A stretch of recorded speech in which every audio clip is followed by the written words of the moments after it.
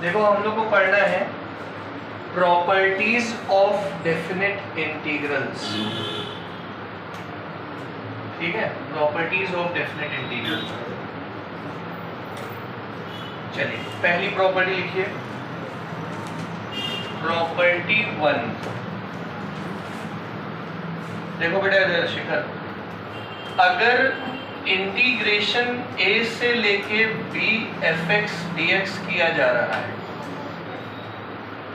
तो इसको आप लोग लिख सकते हो, जब देखिएगा बेटा, माइनस बी से लेके a fx d sorry b से लेके a fx dx, बस यहाँ क्या आ जाएगा बाहर। अगर आप लिमिट्स इंटरचेंज करते हो तो बाहर माइनस आ जाएगा। ये पहले, ये शायद हमने पहले बताई है। दूसरी प्रॉपर्टी, a से लेके b fx dx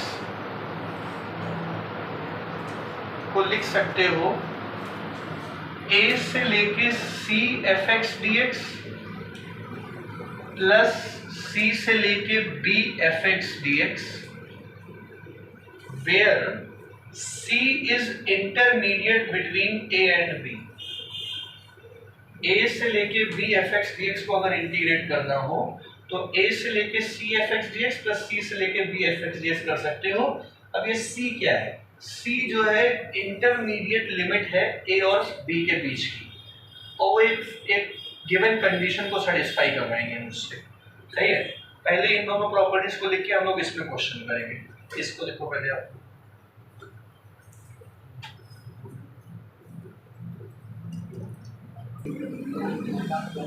देखिए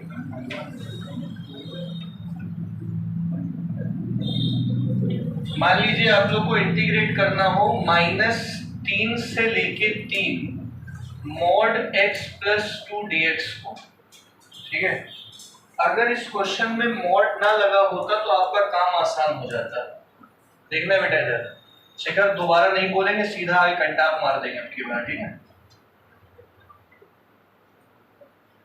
इंटीग्रेट करना है -3 से लेके 3 x प्लस 2 को, तो ये बहुत आसान था।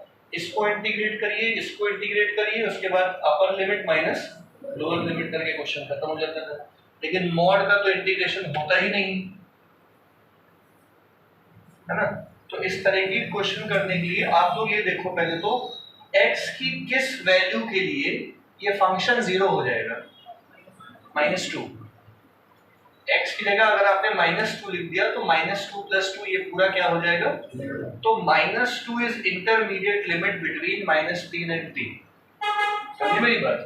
तो क्या करना, पहले तो मॉड x + 2 को आप लोग दो हिस्सों में खोल लो, -3 से लेके 2 -2, और एक बार -2 से लेके 3। नहीं समझे? ये क्या है, -2 इज इंटरमीडिएट लिमिट, ये a है, ये b है, तो ये क्या है, खंडा c है, इंटरमीडिएट लिमिट होगी। समझ गए? -3 से लेके -2 के बीच में अगर आप x की वैल्यू रखोगे तो ये मॉड नेगेटिव में खुलेगा। अगर x की वैल्यू -2 से छोटी लिखते हो तो ये मॉड किसमें खुलेगा, नेगेटिव में खुलेगा।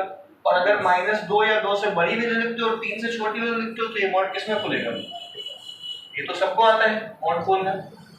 तो हम लोग इंटीग्रेशन -3 से लेके 3 मॉड x + 2 dx को लिखेंगे इंटीग्रेशन -3 से लेके 2 -2 negative of x + 2 dx plus -2 से लेके 3 पॉजिटिव ऑफ x + 2 dx। तो इसको इंटीग्रेट करने के लिए हमें इसको दो हिस्सों में तोड़ना पड़ेगा, एक बार मॉड माइनस में खुला, एक बार मॉड किसमें खुला, प्लस। नहीं आया समझ में? अब इसको नॉर्मल इंटीग्रेट करके लिमिट वैल्यू पुट कर देंगे। तो इसका नेगेटिव बाहर उठा लो, x का इंटीग्रेशन x² 2 और 2 का इंटीग्रेशन 2x, x का इंटीग्रेशन x² 2, 2 का इंटीग्रेशन अब लिमिट लगाएंगे -3 से लेके -2, -3 से लेके 3, -2 से लेके 3। अब कर लोगे यहां से, जहां जहां x लिखा है पहले वहां क्या लिखोगे, -2, माइनस जहां जहां x लिखा है वहां वहां क्या लिखोगे, -3, और दोनों को माइनस कर दोगे। इसी तरीके से इसमें कर दोगे। आ गया समझ में? पूरा सॉल्व करके आंसर। अगला देखो,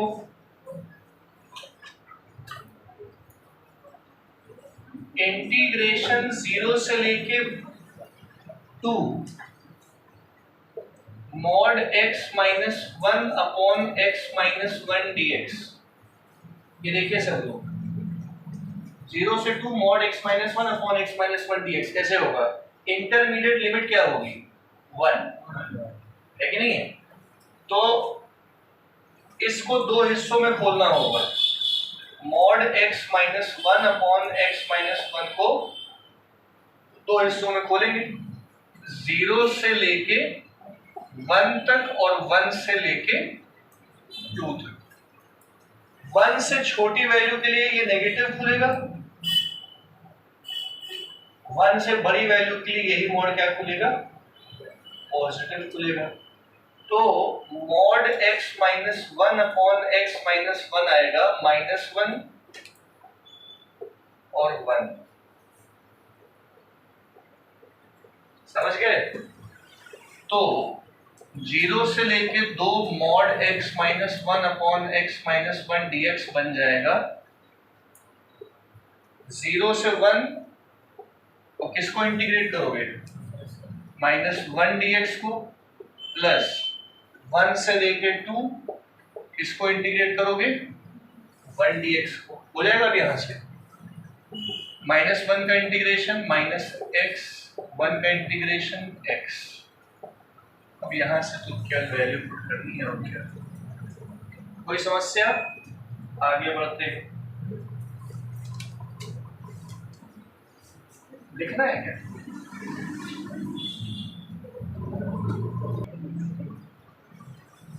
आगे देखो,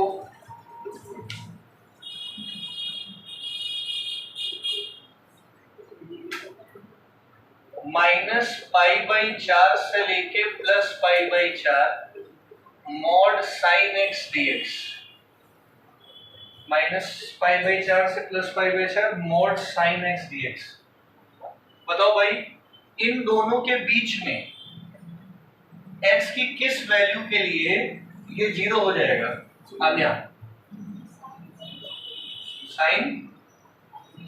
साइन 0 की वैल्यु 0, तो इंटरमीडिएट लिमिट कितनी हो गई, 0। तो mod sin x को दो हिस्सों में खोल दीजिए, -π/4 से लेके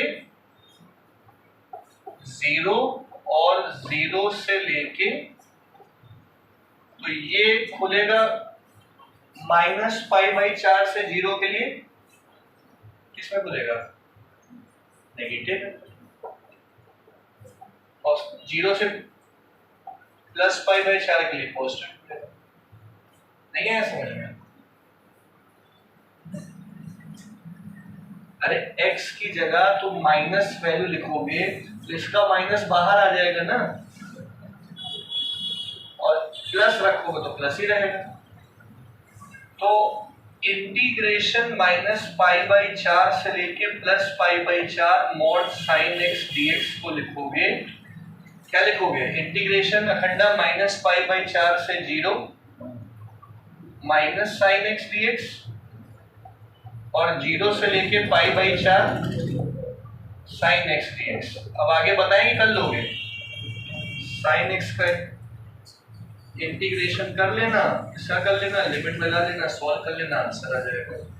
ठीक है, अगला तुम लोग कर लो, ये भी कर लो। देखिए,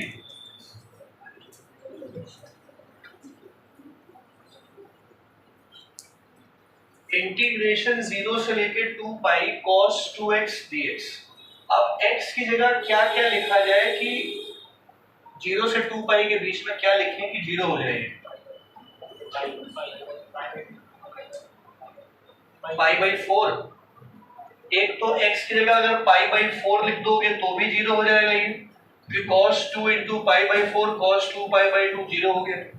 और बताओ x की जगह क्या लिखोगे? और किसी के लिए भी होगा?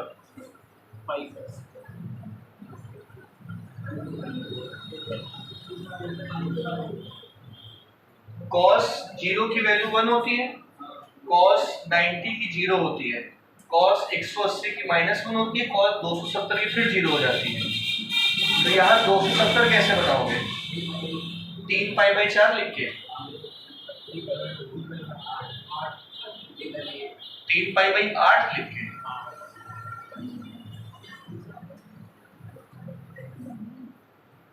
270 बनाना है ना। 270 का मतलब π/2 3π/2 बनाना है। यहाँ 3π/4 लिखोगे, समझ गए? 3π/4 लिखोगे तो ये 3π/2 हो जाएगा, और 3π/2 का मतलब cos 270 के लिए क्या होता है। तो इस बार x की दो वैल्यूज के लिए, एक किसके लिए 45 के लिए, एक 135 के लिए, ये क्या हो रहा है 0। क्या और किसी के लिए भी हो रहा है? चेक कर लो, इन दोनों के बीच में होना चाहिए वो 0 से 2π के बीच में। अरे और आगे भाग जाओ, क्वाड्रेंट चेंज कर लो। अभी तो हम यहाँ फर्स्ट क्वाड्रेंट में आए, एक सेकंड क्वाड्रेंट में मिला हम लोग को, थर्ड क्वाड्रेंट में भी चेक करो, शायद 180 से लेकर 270 के बीच में भी कोई वैल्यू तो यहाँ रखने पे इसको 0 बना दे।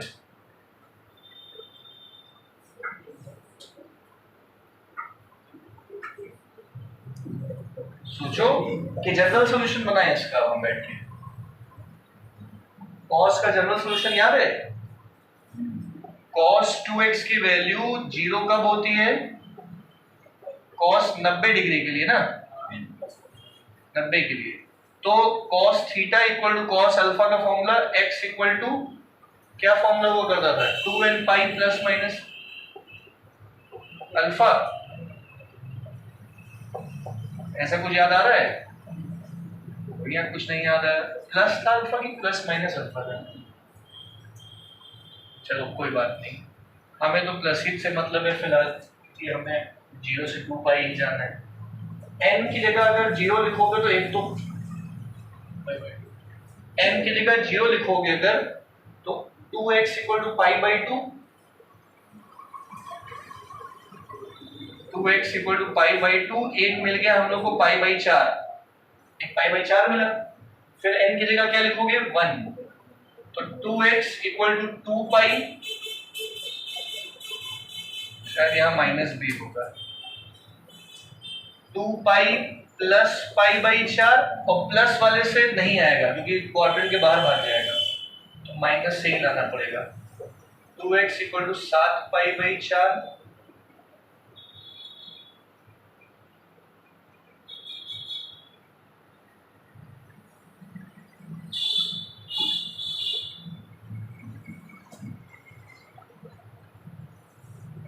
तो गड़बड़ हो रही है, फॉर्मूला शायद गलत लगा रहे हैं। एक मिनट, एक तो x इक्वल टू π/4 के लिए, एक 3π/4 के लिए हो रहा है, और किसके लिए हो रहा है 225 मतलब 5π/4 के लिए भी हो रहा है। और आगे बढ़ जाएंगे तो 90 और जोड़ो 225 में 315, 7π/4 के लिए भी हो रहा है, बहुत सारे के लिए 0 बन रहा है। मतलब x की वैल्यू 0 से 2π के बीच में नहीं होगा ना? नहीं, इस फर्स्ट क्वाड्रेंट में भी एक 0 मिल रहा है, सेकंड में भी मिल रहा है, थर्ड में भी मिल रहा है, फोर्थ में भी एक मिल रहा है। इन सभी वैल्यूज के लिए cos 2x क्या आएगा? सोच पाए ये सब चीजें? तो इतनी सारी इंटरमीडिएट लिमिट है भैया। देखो, तो इसको आप लोग लिखोगे 0 से 2π mod cos 2x dx को लिखोगे 0 से π/4, इधर देखिए, मतलब देखिए 0 से π/4 कौन सा क्वाड्रेंट है? पहले क्वाड्रेंट में cos पॉजिटिव होता है तो पॉजिटिव खोल दिया, नेगेटिव ना खोल देना। 0 से π/4 में cos पॉजिटिव होता है। अगला π/4 से लेके 3π/4 कौन सा क्वाड्रेंट हुआ? Second quadrant. रख के देखो, वैल्यू रख के देखो, 2x 2 into 0 0, 2 into pi by 4 90, तो ये 0 से 90 में पहला हो गया। फिर यहाँ पे x की जगह pi by 4, cos 2 pi by 4 90 से लेके 180 negative, minus cos 2x, second quadrant negative.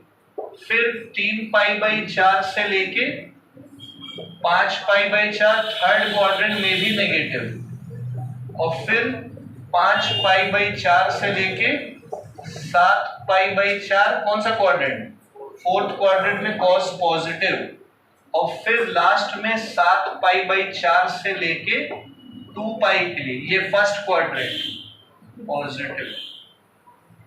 अरे बहुत लंबा चला गया सवाल।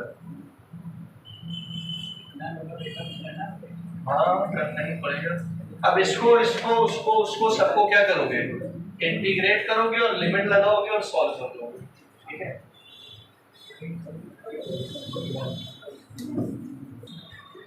पीछे किसी ने कुछ किया है?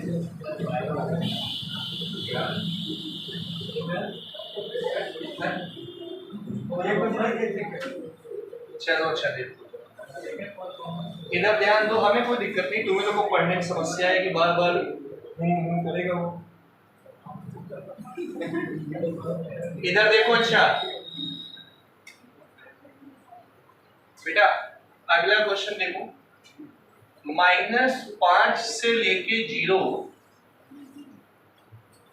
mod x plus (x+2) plus mod x+3 dx। देखना, -5 से 0 ये कोई समस्या। अब आपको ये बताओ x की, दीक्षा इधर देखिए, x की किन किन वैल्यूज के लिए ये पूरा फंक्शन, किन किन वैल्यूज के लिए 0 हो सकता है एक मॉड फंक्शन।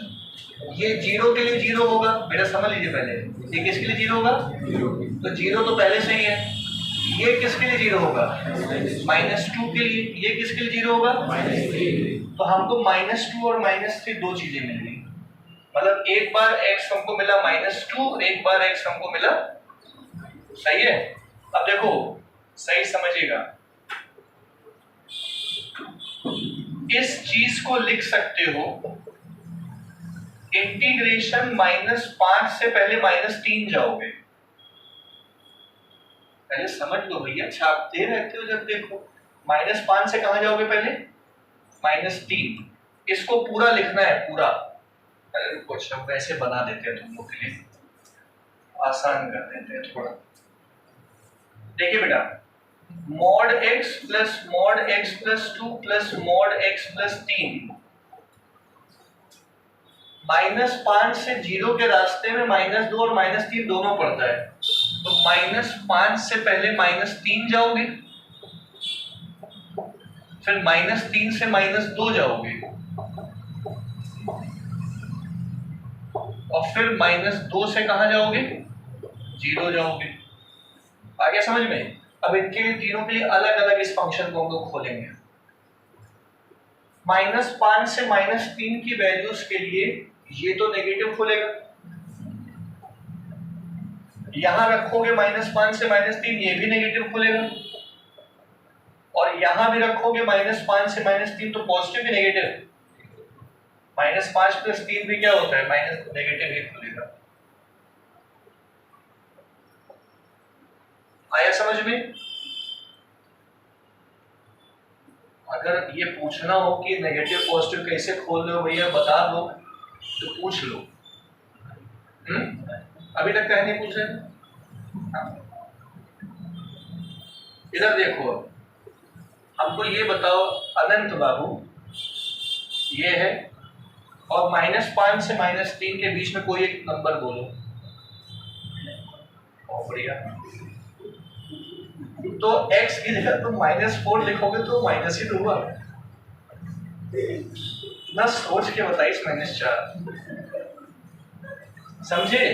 अच्छा चलो बहुत बढ़िया, इधर देखो x+2 का मॉड, -5 से -3 के बीच में एक नंबर बोलो, -4 और +2 मिलके क्या बनाता है, -2 तो बनाता है, तो नेगेटिव बना कि नहीं बना, अभी नहीं समझे। इसी तरीके से इसमें भी रख के देखो, -4, -4 प्लस 3 कितना हो गया, -1, तो नेगेटिव खोलेगा। नहीं समझे? अरे ये सब 11वीं में पढ़ रखा है, तुम लोगों को बस याद कुछ नहीं है। चलो अगला बताओ। अच्छा ये देखो, -3 से लेके -2 की बात करते हैं। यहां पे रखोगे तो नेगेटिव खुलेगा, यहां पे रखो -3 से -2, ये भी नेगेटिव खुलेगा। यहां रखो -3 से -2, आनंद बाबू -3 और -2 के बीच में वैल्यू बोलो। -1 गधा। -3 और -2 के बीच में -2.5। तो यहाँ पे अगर तुम -2.5 लिखते हो, इधर देखो ना, -2.5 और 3 जुड़ के कितना आएगा, 0.5 प्लस का, तो ये वाला प्लस में खुलेगा। समझे आनंद बाबू? नहीं समझे? अब बताओ लास्ट वाले के लिए, -2 से 0, यहां रखोगे -2 से 0 क्या खुलेगा, यहां पे -2 से 0 कोई वैल्यू बोलो। अब की -1 सही है, -1 प्लस 2 पॉजिटिव खुलेगा, और ये भी पॉजिटिव ही खुलेगा।